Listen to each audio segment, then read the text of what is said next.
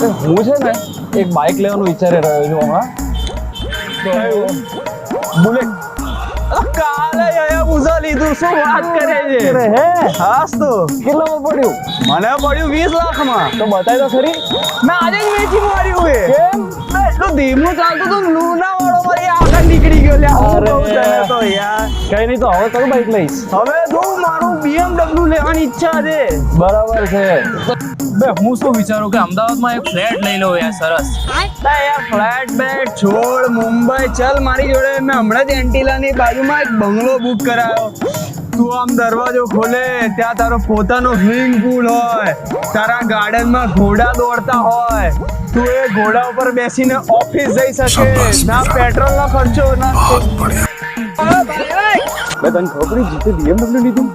બે એની ક્યાં વાત, મને મોટો કેમ? શેકુ ચંદ છે. અરે મને હમણાં કીધું કે હું તો પછી